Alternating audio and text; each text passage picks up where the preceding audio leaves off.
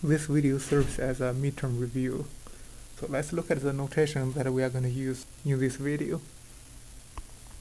So I'm going to use check mark to mean this is of a lower requirement.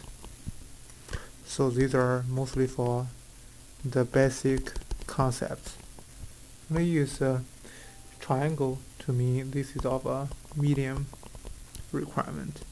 Simple laws and a calculation. And we're going to use a star to represent a higher requirement. The sharp sign to mean it's of a higher requirement but not easily to be tested on the exam. So let's look at the first chapter. Chapter 1 is mostly the basic concepts. So we learned how to use the SI units and its prefixes. Make sure you know the basic ones. The second part is to describe the definitions of basic electrical quantities, include the voltage has a symbol of V, the current has a symbol of I, and the power has a symbol of P. At the same time, we also learned the electrical quantities such as a charge has a symbol of Q, and an energy that has a symbol of W. And on top of these basic definitions, also good to know the relationship between them. For example, the current that is defined as the charge rate. So that's how fast a charge will flow through a branch. And the voltage that is defined as electromotive potential, which is the work needed to move per column charge from one location to another, or from one node to another node. And the power that is defined as energy rate, which is dW over dt.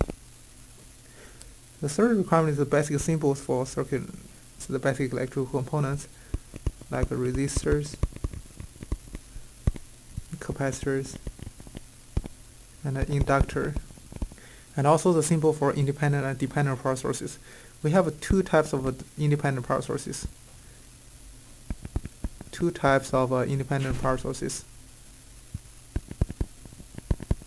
Which are the voltage source and a current source, which also implies that we have four different dependent power sources.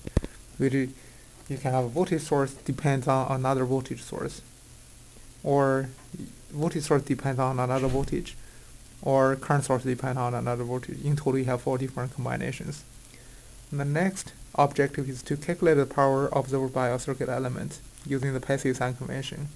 So you first need to know what is the passive sign convention. In passive sign convention, we assume an element that is passive. For example, a resistor. In passive sign convention, if we define the reference polarity, it also implies that we're going to define the current in flow from the higher voltage end to a lower voltage node, from higher end to the lower end. And then it's how to calculate the power observed by element. So this is a little bit higher requirement. The first, we need to know how to calculate the power by using the basic definitions that we did just now. So from the definition, power that is defined as a dW over dt, and we can do some simple mathematical manipulation.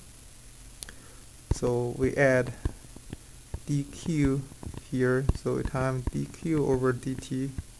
So W dq simply becomes the voltage V, and dq over dt, that is the current I. So this is a derived way to calculate the power. The power can be calculated by using voltage times the current. And especially for resistors, because the resistor follows Ohm's law. Ohm's law can be written in generally two forms, say I that is equal to V over R, or the voltage that is equal to I times R. By combining the two, we can find the way to calculate power as V squared over R, or I squared times R. And the third thing to know is the passive sign convention. And the fourth thing to know is the Telegraph theorem to calculate the power. Telegraph theorem says the power consumed by all the elements in the circuit that adds up to 0. In chapter 2, we talk about the resistive circuits. The first module objective is to use Ohm's law to solve resistive circuits. So although you use this word for higher requirement, but since the Ohm's law that has already been introduced in your previous class or previous physics course, so it become a review of the concept in our class now. Then we also learned Kirchhoff current law. Sometimes we abbreviate it as KCL, and Kirchhoff voltage law, KVL. So these two laws are the two fundamental laws in circuit analysis. So we'll put it as a medium requirement to know what these two laws are and how to use these two laws to find either voltage or current in a circuit diagram. The next one is to analyze single loop and a single node pair circuit. This is our medium requirement. So there are two conclusions that we got that are required to know. The first part, that is a voltage divider circuit. So a simplest case is that you have two resistors in series, R1 and R2, and if the overall voltage applied on the two ends are V, the voltage drop over this resistor R1, that is V1, and we have the conclusion say V1 that is equal to R1 over R1 plus R2 times V. The second is a current divider circuit. A simple case is that you have two resistors in parallel. If the overall current flowing into the network, that is I, the current going through the first resistor R1 is I1, then I1 that is equal to R2 over R1 plus R2 times I. Next, a few objectives are interrelated. Those are of higher requirement. It's about how to simplify a resistor network. The resistor network can have resistors in series and parallel, and sometimes you have a delta shift network where you need to use the delt-why transformation to simplify it. And sometimes we use a voltage and current division circuit, simple circuit, and analyze the circuit with dependent sources. By using knowledge that we learned from Chapter 2 to perform circuit analysis, it requires a simplification of the circuit network. We can simplify a complex network step by step to a simplified version. Then we can get some quantities solved. Then we trace it backward to solve the rest.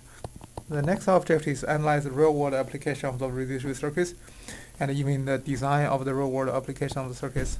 So we provided one example about a Wheatstone bridge. We provided a demonstration, but this will be hard to test on the exam.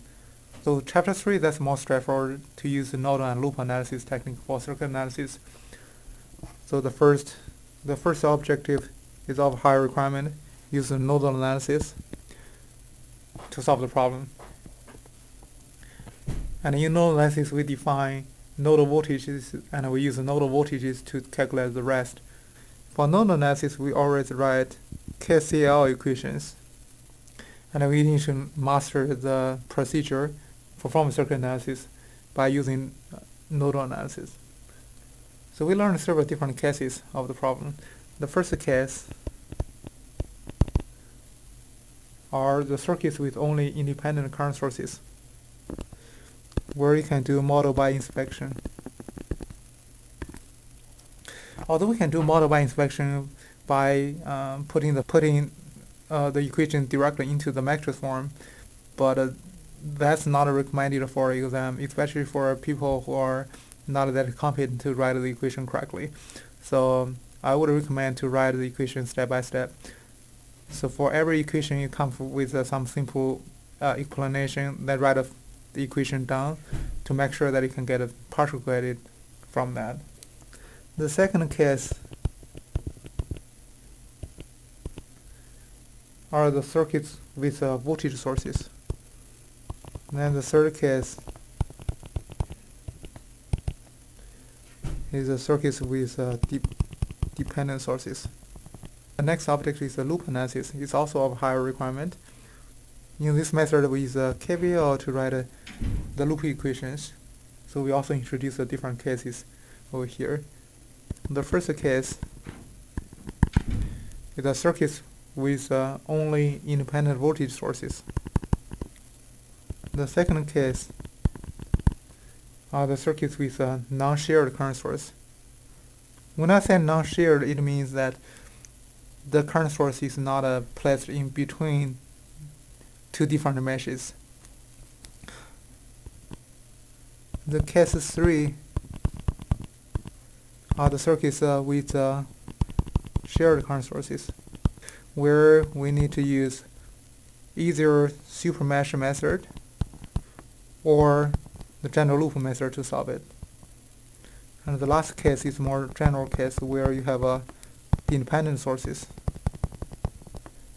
For a problem with the dependent sources, we need to first treat it as a regular problem, then solve it. Because you have a dependent variable, so it implies that we need another equation, and the last equation comes from the description for the control variable.